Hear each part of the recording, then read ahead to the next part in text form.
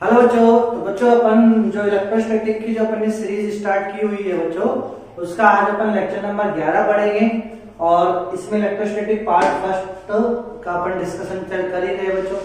और lecture number 12 एक और आया बच्चों इलेक्ट्रोस्टैटिक पार्ट 1 का।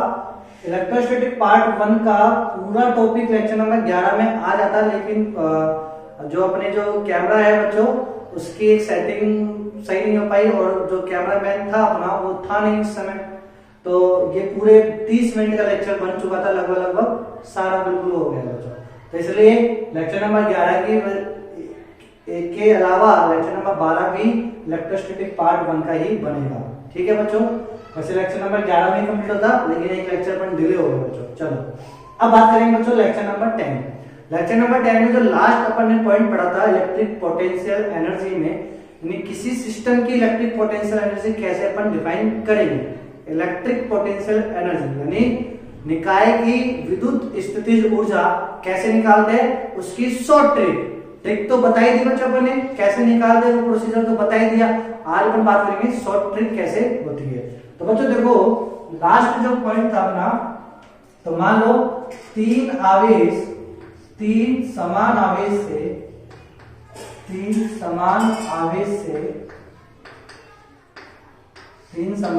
से एक निकाय बनाया हमने। ठीक है, तीन समान आवेश से एक निकाय बनाया।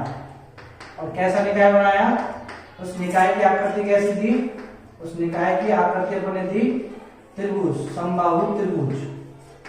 कैसे थे अपने, समबाहु त्रिभुज। ठीक है, तो तीन समान आवेश एक समबाहु त्रिभुज के शीर्षों पे रखे हुए हैं, तो उसको बनाने के लिए जो कार्य किया यानी कितनी स्थिति ऊर्जा लगी वो आपसे क्वेश्चन पूछा जाएगा। तो उसकी शॉर्ट ट्रिक देखो बच्चों, पहले तो मैं ट्रिक बता देता पूरी कैसे बनी की थी। मैंने तीनों आवेश इसके शीर्षों पे रखे क्यू और क्यू। इस समबाहु त्रिभुज इसकी भुजा ए दे दी।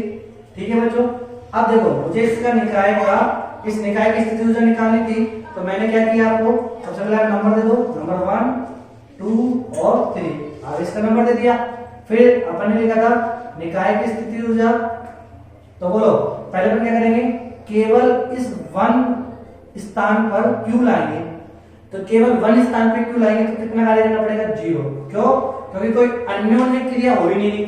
बच्चों देखो कार्य कब होता है, जब एक आवेश के प्रेजेंस में दूसरा आवेश लाया जाता है ना, तब दिक्कत होती है लाने में, क्योंकि पहला वाला आवेश क्या लगाता है, इसके बल लगाता है मेरे लालो, समझ आया ना।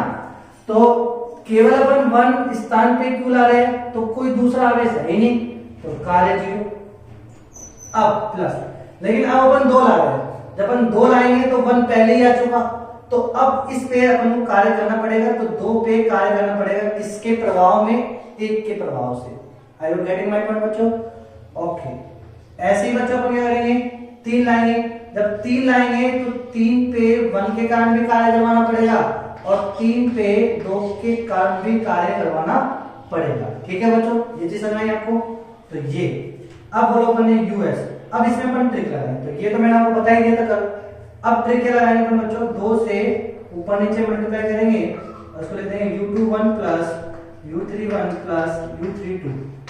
अब बच्चों देखो इस 2 को अंदर ले जाओ, जब इस 2 को अंदर ले गया तो US इज इक्वल टू 1/2, तो हो जाएगा बच्चों 2U21 plus 2U31 plus 2U32।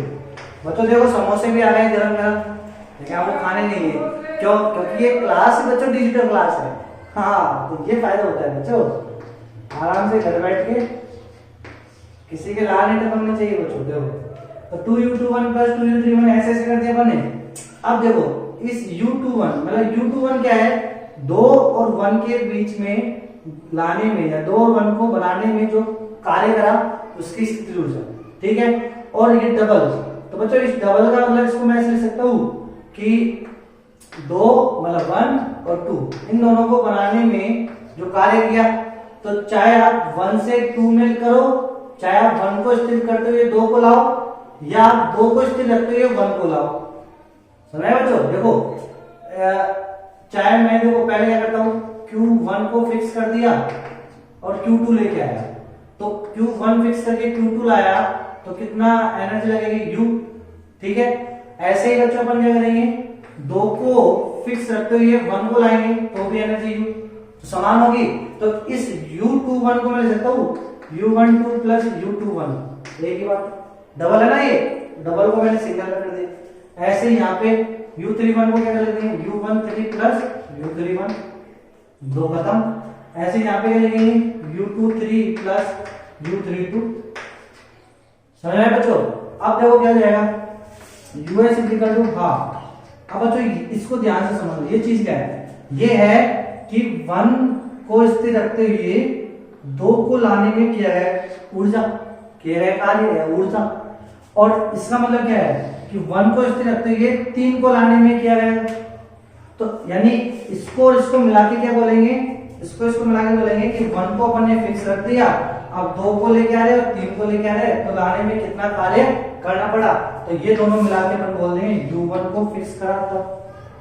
ऐसे ही अपन बच्चों इसको क्या बोलेंगे कि 2 को फिक्स कर दिया, अब 1 को ला रहे हैं, 2 को फिक्स कर दिया, 3 को ला रहे, तो इसकी कहानी और इसकी कहानी क्या बोल रही है कि 2 को फिक्स करके जो एनर्जी लगी U2।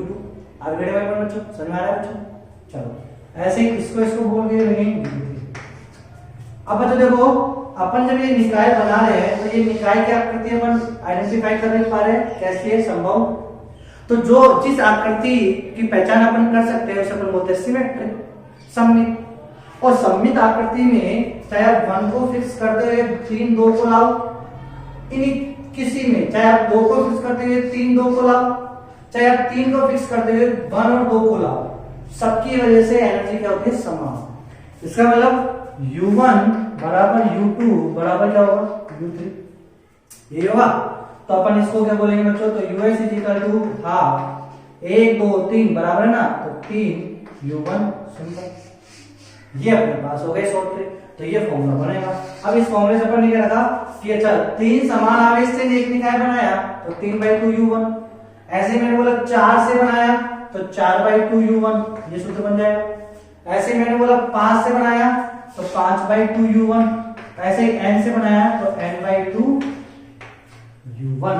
आगे बच्चों, तो आपके पास n समान आवेश से एक निकाय बना और उस निकाय की स्थिति ऊर्जा का सूत्र क्या बन जाएगा, n/2 U1, खत्म कहानी, ये सूत्र बनेगा। अब इस सूत्र से अपन कैसे क्वेश्चन निकाल लेते हैं इजीली, तो देखो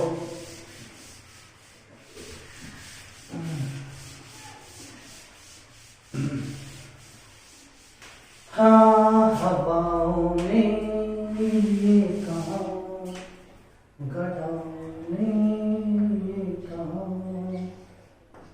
बच्चों सीधा अपन करते हैं, मान लो अपने पास एक ये था, ठीक है, वर्ग है, इस वर्ग के शीर्षों पे Q Q Q रखा है और A A इसकी साइड लेंथ है, ठीक है।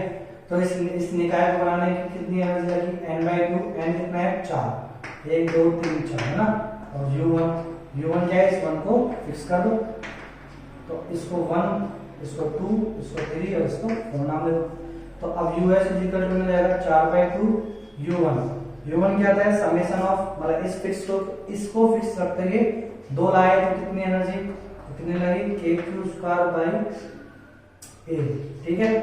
फिर 3 लाए तो इनके बीच की सेपरेशन दूरी कितनी है, A/√2 है ना, तो मिल जाएगा KQ² A√2 प्लस, ऐसे 4 लाए तो बोल मिल जाएगा KQ² A, खत्म कहानी, आंसर। तो ये इसका आंसर हो जाएगा, सिंपलीफाई कर लेना, आंसर हो जाएगा, ठीक है बच्चों। ऐसे आपका एक घन ले लो, घनाव ले लो, जो भी आपको लेना है अब आप कर सकते हो। तो ये तो वही बात बच्चों अपने पास शॉर्ट ट्रिक के क्वेश्चनों की। अब अपन बात करेंगे बच्चों आगे जब अपन बात करेंगे इसकी इलेक्ट्रिक पोटेंशियल, इसकी बात करेंगे मेरे बच्चों इलेक्ट्रिक पोटेंशियल की। क्या होता है इलेक्ट्रिक पोटेंशियल, अच्छा हिंदी में क्या बोलते हैं, पहले तो ये बात को हिंदी में इसको बोलते हैं विद्युत विभव। क्या बोलते हैं इसको, विद्युत विभव। रिप्रेजेंट किससे करते हैं इसको रिप्रेजेंट करते हैं V से। किससे रिप्रेजेंट करते हैं इसको, V से रिप्रेजेंट करते हैं, V से। और इलेक्ट्रिक पोटेंशियल एनर्जी यानी स्थितिज ऊर्जा को किससे डिनोट करते हैं, U से, ठीक है बच्चों, V से।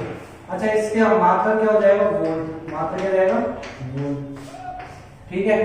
एक अब देखो बच्चों अपन क्या करेंगे, इलेक्ट्रिक पोटेंशियल होता क्या है तो ये चीज अपन पढ़ेंगे विद्युत विभव। ठीक है, मान लो बच्चों मैंने क्या करा है, Q आवेश था, इसको फिक्स कर दिया। क्या कर दिया मैंने इसको फिक्स। जब मैंने इसको फिक्स कर दिया तो इसने अपने चारों ओर क्या बना लिया, एक क्षेत्र बना लिया। ठीक है बच्चों, ये इसने क्या बना लिया, एक क्षेत्र। अब बच्चों देखो अपन क्या करेंगे, इस क्षेत्र के बाहर इस Q के कोरस्पॉन्डिंग कोई आवेश है जो बाहर रखा है, Q नॉट बाहर यहाँ, ठीक है, इस क्षेत्र से बाहर। तो इस क्षेत्र से बाहर रखा है तो इसको अपन बोलेंगे इस Q के रेस्पेक्ट में ये दूरी कितनी रहेगी, अनंत। कितनी रहेगी, अनंत। और अनंत पे स्थिति ऊर्जा कितनी होती है, जीरो। इस निकाय की स्थिति ऊर्जा कितनी रहेगी, U इन्फिनिटी कितनी रहेगी, जीरो। यानी इस Q, जब ये Q नॉट बाहर है तो अब एक निकाय बनाएंगे अपन, इसको मिला के, तो अब ये निकाय की Q नॉट तो बाहर ही है, तो अनंत पे स्थिति ऊर्जा कितनी रहती है, जीरो। चलो अब बच्चों देखो ये Q नॉट प्लस का है, किसका है, प्लस का। अब जब ये प्लस का है तो ये Q नॉट यहाँ आने में क्या करेगा, इधर आने में परेशानी होगी। जैसे ये इधर आएगा तो ये बोलेगा अरे नहीं मैं नहीं जाऊंगा।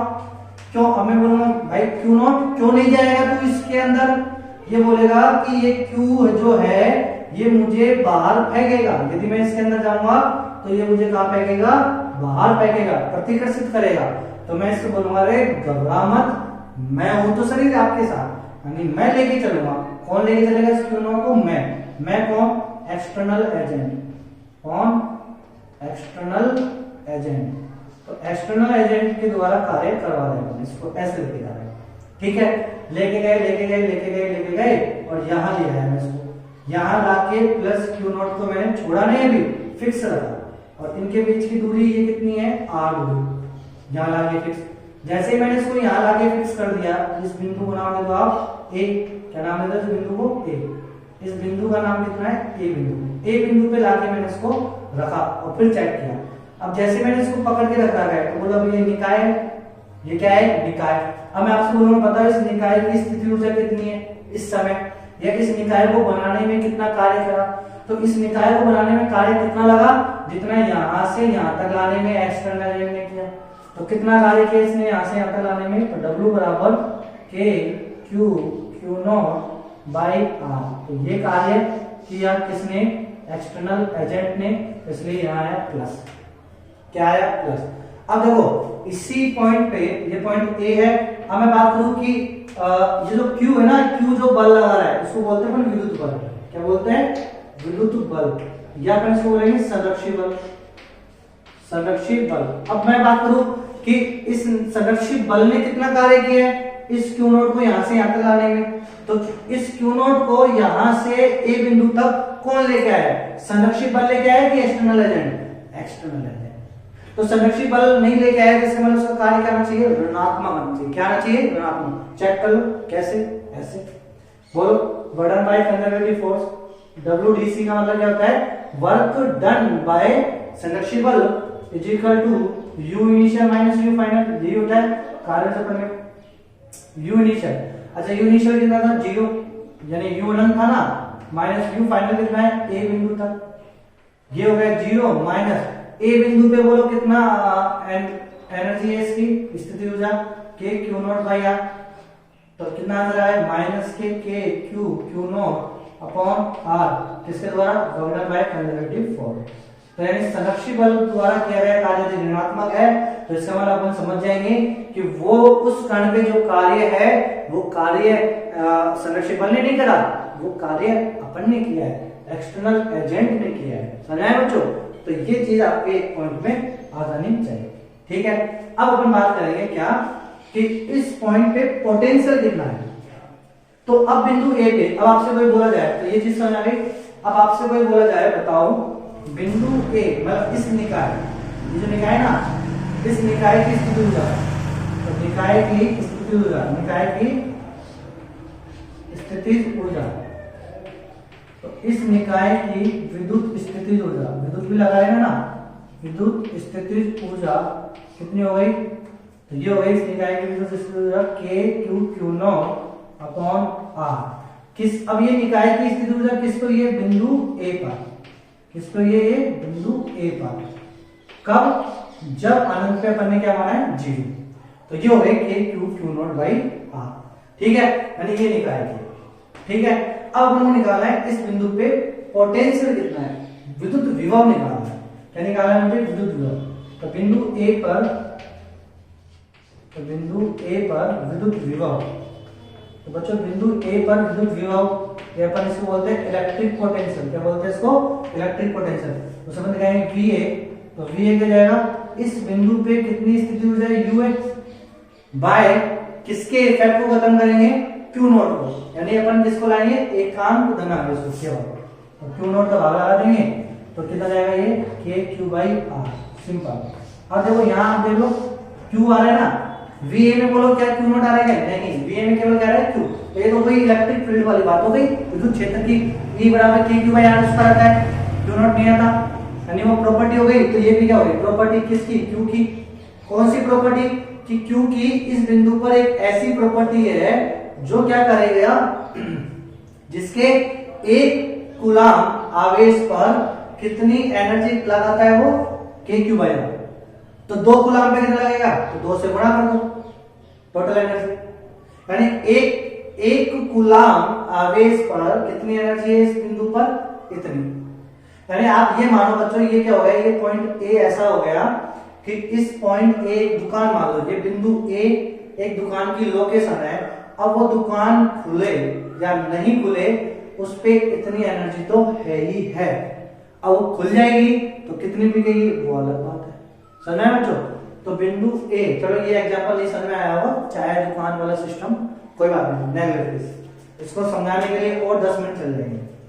तो ये चीज आपको समझनी है।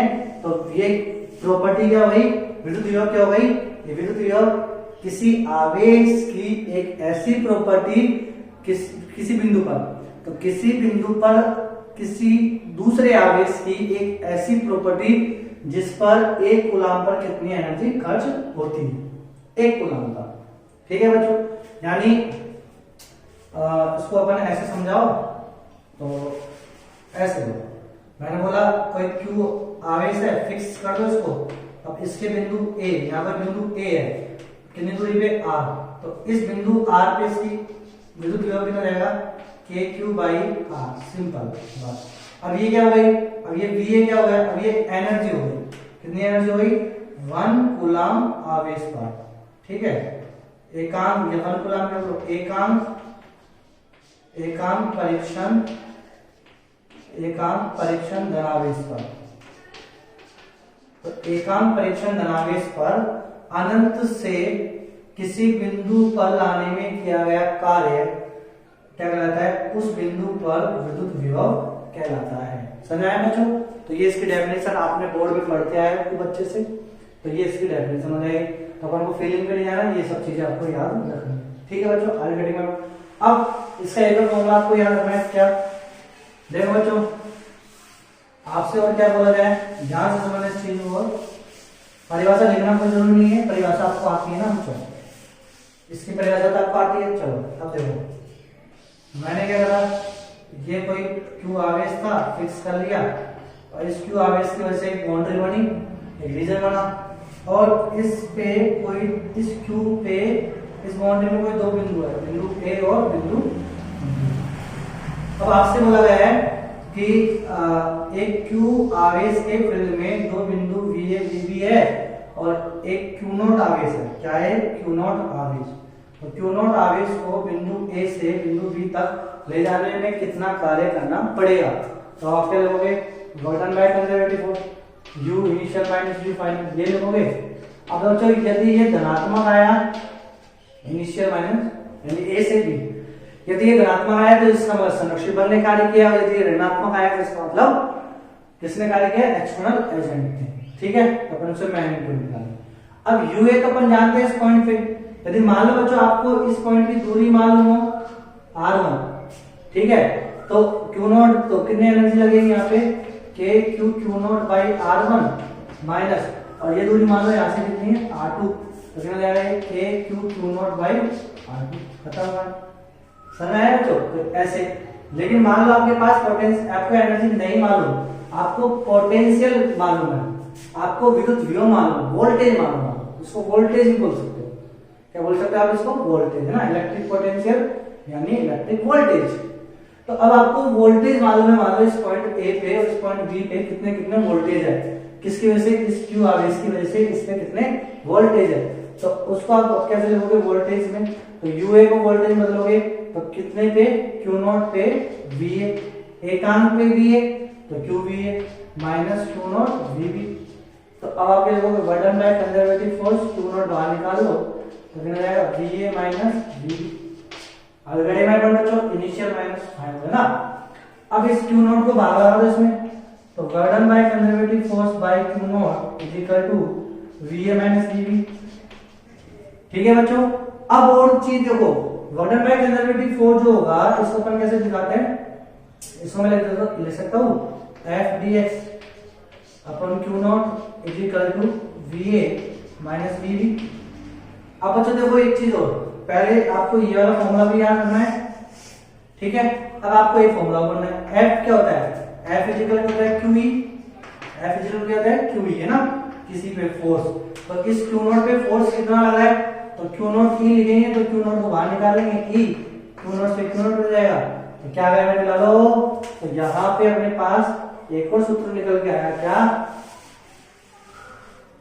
वीए minus VB, VA minus VB is equal to integration of E DX, integration of E DX. समझ आया बच्चों? तो ये एक और नया फॉर्मूला बन के आ गया। अब यहाँ से अपन यूनिट भी निकाल सकते हैं इलेक्ट्रिक फील्ड की। तो देखो बच्चों, ये तो हो गया V, ये हो गया E और ये हो गया लेंथ L। तो E बराबर कितना हो जाएगा? V बाई L, और ये वोल्ट पर वोल्ट, E की होती है वोल्ट यूनिट, L की होती है मीटर, तो वोल्ट पर मीटर, तो विद्युत क्षेत्र की यूनिट। तो ये समझ आया बच्चों। तो यूनिट मात्रक वगैरह सब चीज समझ आ गई। तो आपको ये वाला फॉर्मूला याद करना है। इलेक्ट्रिक पोटेंशियल विद्युत विभव क्या होता है? वोल्टेज होता है, किसी आवेश की वजह से उसके किसी पर्टिकुलर पॉइंट पे कितना वोल्टेज है, कितना इफेक्टिव वैल्यू है। तो वो इफेक्टिव वैल्यू किसकी होती है? 1 कूलाम पे, है ना। समझ में आया बच्चों? तो 1 कूलाम पे कितनी एनर्जी खर्च हो रही है? तो 10 कूलाम है तो 10 से मल्टीप्लाई कर दो टोटल एनर्जी। तो आगे डिवाइड बच्चों, तो ये हो गया अपने पास विद्युत विभव। अब देखते हैं अपना ये कैमरा सही था, है ना? हाँ अब तो सही आ रहा बच्चों, है ना। तो ये चीज है बच्चों, ठीक है। अब अपन बात करेंगे बच्चों, आगे मूव करेंगे और आज अपन पढ़ेंगे इलेक्ट्रिक डाइपोल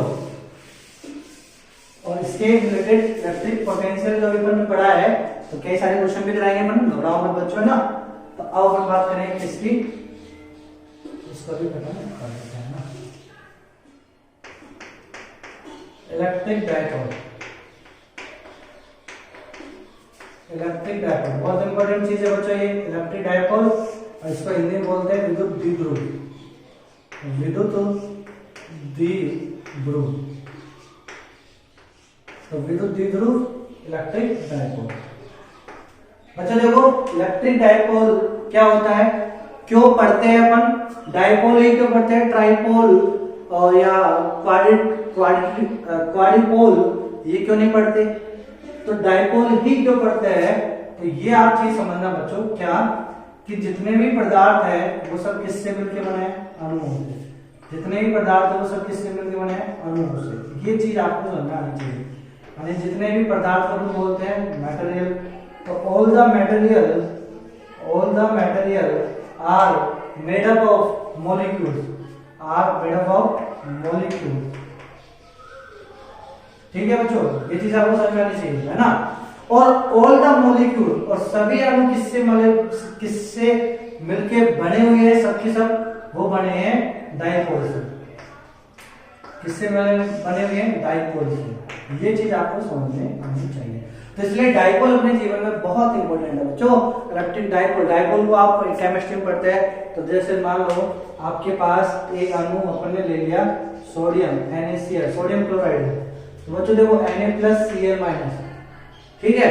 तो अब ये जो Na+Cl- हो गया, ये क्या हो गया? डाइपोल हो गया, है ना।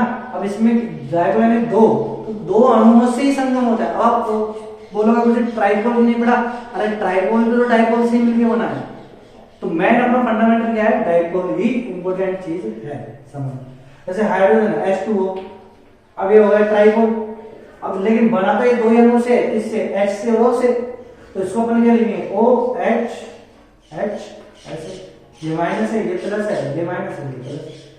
ठीक है बच्चों, तो ये चीज हमें आगे डायपोल पढ़ते क्यों है, क्योंकि every material are made up of every molecule, every material are made up of molecules and every molecules are made up of dipole, so we can study about dipole। ठीक है बच्चों, अब देखो, अब डायपोल में संगम क्या होता है, यानी इसमें ये एक निकाय है। डायपोल क्या बना लेंगे हम फिजिक्स की लैंग्वेज में, निकाय यानी सिस्टम, एक ऐसा सिस्टम जिसमें दो आवेश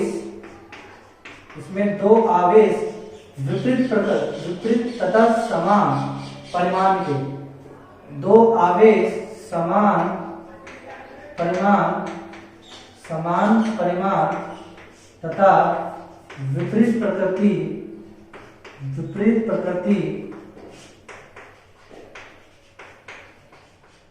के कुछ दूरी पर स्थित हो, यानी ऐसा दिखा है जिसमें दो आवेश समान परिमाण तथा विपरीत प्रकृति के कुछ दूरी पर स्थित हो, उसे अपन बोलेंगे डायपोल। क्या बोलेंगे उसको, डायपोल। समझाया बच्चों?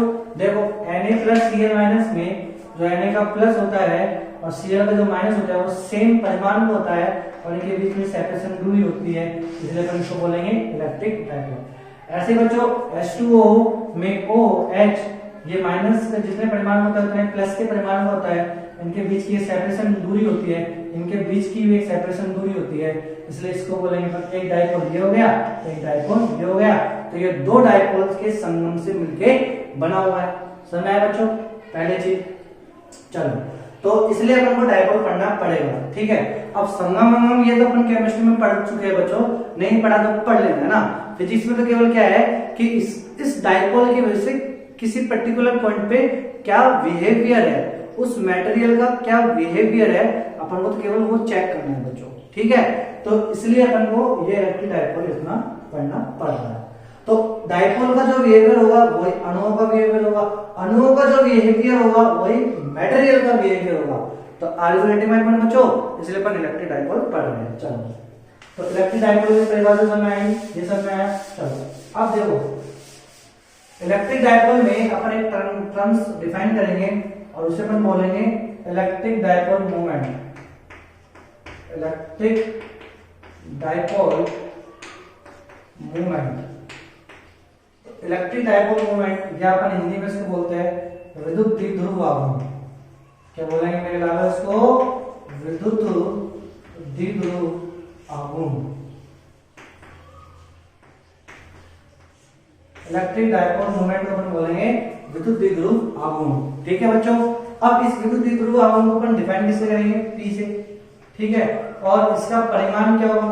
वैसे तो ये वेक्टर क्वांटिटी है, लेकिन इसका परिमाण क्या होगा? तो इसका परिमाण होगा Q, जो समान परिमाण का आवेश होगा ना Q इनटू डिस्टेंस बिटवीन यानी L। ये रहेगा, जैसे मान लो आपके पास एक Q आवेश है प्लस के, एक Q आवेश है माइनस के, ये सेपरेशन दूरी बना के रख रहा है L, तो इसका इलेक्ट्रिक डायपोल कितना रहेगा? इलेक्ट्रिक डायपोल का परिमाण कितना रहेगा? QL। अच्छा, वैसे तो अपन इसको सेपरेशन दूरी 2L लेते हैं ना बच्चों, क्या लेते हैं? 2L, सिंपलिसिटी के लिए बस। तो 2L, अच्छा D लेंगे तो D, जो भी कुछ लेना है, जो बीच की दूरी होती है वही अपन को लेना है। ठीक है बच्चों, अब ये इलेक्ट्रिक विद्युत आघूर्ण इसका होता है ना। अब इसमें क्या अपन को बात करनी है कि इसकी दिशा क्या होगी। अच्छा, दूसरी चीज ये जो लेंथ होगी ना, ये लेंथ किस ऑर्डर की होगी? तो इलेक्ट्रिक डायपोल में डिस्टेंस बिटवीन टू चार्जेस का जो ऑर्डर होता है वो ऑर्डर होता है n⁻⁴। क्यों? क्योंकि Na+Cl- में जो अणुओं के बीच में सेपरेशन दूरी होती है, वो तो बॉन्डिंग है बच्चों, ये तो बॉन्डिंग है ना, ये प्लस माइनस बना के बॉन्डिंग रख रहे हैं, तो बॉन्डिंग है। तो बॉन्डिंग किस ऑर्डर की होती है? एंगस्ट्रॉम ऑर्डर की, यानी 10⁻⁻10 मीटर। 10⁻⁻10 मीटर बहुत बड़ी है कि बहुत छोटी है? बहुत छोटी है मेरे लाल, वो बहुत छोटी सी 10⁻⁻10 है ना। तो ये एंगस्ट्रॉम के ऑर्डर की होती है। तीसरी चीज कि जब ये वेक्टर क्वांटिटी है तो इसकी डायरेक्शन कितनी होगी? इसकी डायरेक्शन, तो बच्चों इसकी डायरेक्शन होती है -q से प्लस क्यू की ओर। इसकी डायरेक्शन क्या होती है? माइनस क्यू से प्लस क्यू की ओर। अच्छा, केमिस्ट्री में आप पढ़ते हो प्लस से माइनस की ओर, तो अपन औंधा पढ़ते हैं, फिजिक्स में अपन सीधा पढ़ेंगे, केमिस्ट्री में औंधा पढ़ते हैं। इसकी डायरेक्शन हमेशा कहां से होगी? माइनस से प्लस की क्यू की ओर। क्यों होगी? तो देखो बच्चों, ये अपन को नहीं पूछना, आप पूछना चाहते हो तो कॉल करके मुझे बता देना कि मैं इसकी डायरेक्शन में कैसे डिफाइन, तो वो आपको मैं समझा दूंगा ना बच्चों, ठीक है। तो इसकी डायरेक्शन कहां से होगी? माइनस के से प्लस के क्यू की ओर। अब बच्चों देखो, अपन इसको डिफाइन कैसे करेंगे जनरली, तो जो अपने पास एक सिस्टम है ना, ये इस चीज को ध्यान से समझना कि आपके पास ये जो Q और ये जो Q0 है, मतलब माइनस के Q, और इनके बीच की सेपरेशन दूरी मैंने ले ली कितनी है? d, ठीक है।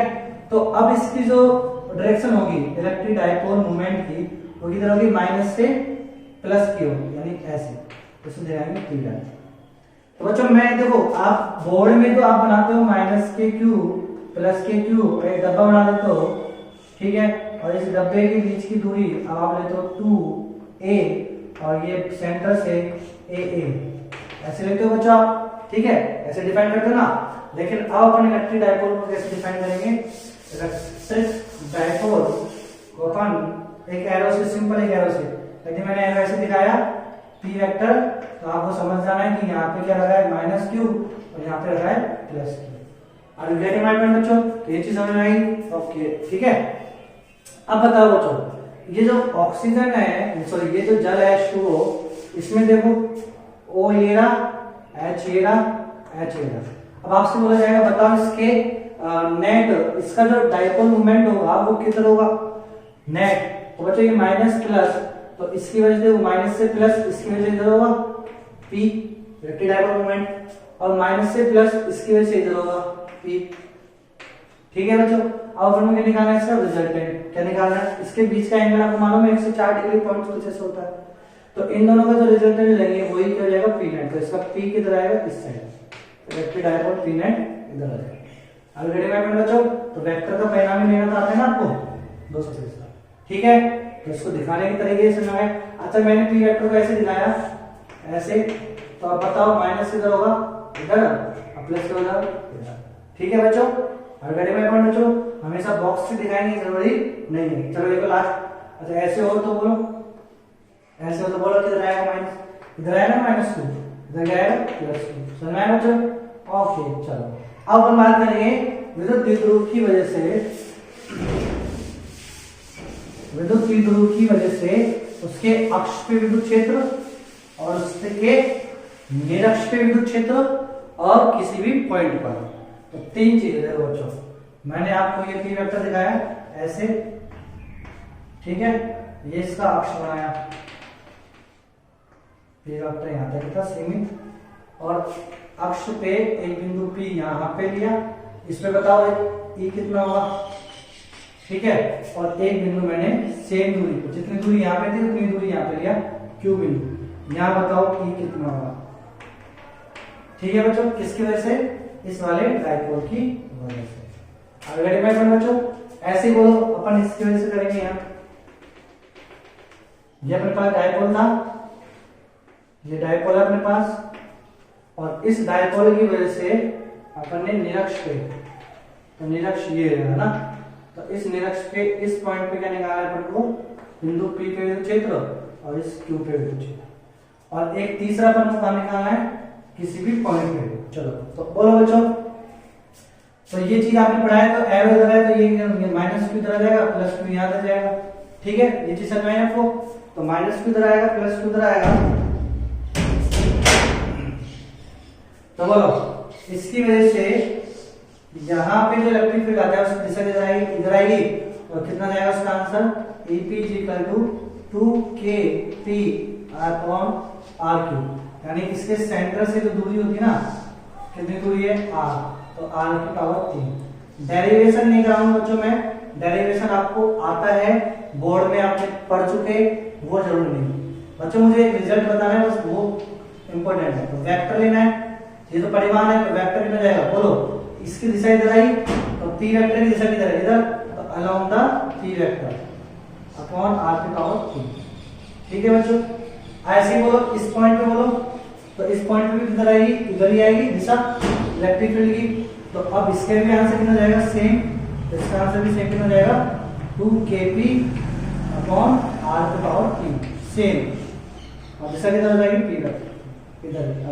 ठीक है बच्चों, अब ये तो गई इलेक्ट्रिक फील्ड। अब मुझे निकालना है इस पॉइंट पे, इस डायपोल की वजह से वोल्टेज, इस पॉइंट पे वोल्टेज कितना होंगे, तो वोल्टेज जो होंगे बच्चों इस पॉइंट पे Vp वो कितना जाएगा simple Kp upon r square, Kp upon r square simple, बस ये।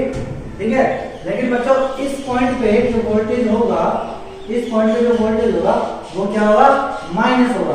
तो ये माइनस के पास है, इसके पास है ये माइनस के पास, तो जब ये माइनस के पास है तो इसमें नेगेटिव इफेक्ट आ जाएगा, तो ये जाएगा माइनस के Kp अपॉन r स्क्वायर। ये इंपॉर्टेंट है, ये चीज इंपॉर्टेंट है बच्चों, ये जो चीज है ना minus Kp by r square बहुत इंपॉर्टेंट है मेरे लालो ये चीज, क्योंकि अभी मैं एक क्वेश्चन कराऊंगा तो समझ में आ जाएगा ये वाला चीज। ठीक है, माइनस आएगा, यहाँ माइनस आएगा, यहाँ प्लस आएगा।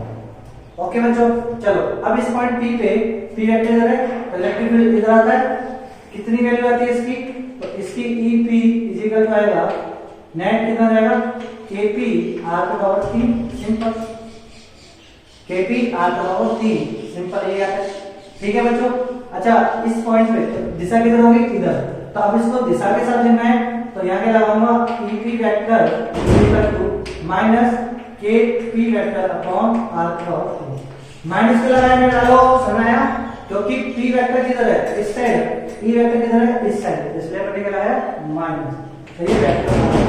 ठीक है बच्चों, बोर्ड में देखो इसी के नंबर रखते हैं वेक्टर फॉर्म में, माइनस लगाने डालना, तो ये सदिश रूप में जो लिखते हैं ना वही पकड़ना। और Q पॉइंट पे किधर जाएगा, इधर हो जाएगा बच्चों, देखें ना बच्चों। ठीक है, और अब बात करें अपन इसकी वोल्टेज की, तो बोलो एक डायपोल की वजह से उसके निरक्ष पे इसी पॉइंट P पे पोटेंशियल कितना हो जाएगा, वोल्टेज कितना हो जाएगा, 0 हो जाएगा, वोल्टेज कितना हो जाएगा 0, और यहाँ पे वोल्टेज कितना हो जाएगा 0। तो बच्चों ये गई लाइन। ठीक है बच्चों, तो आज अपन समाप्त करते हैं।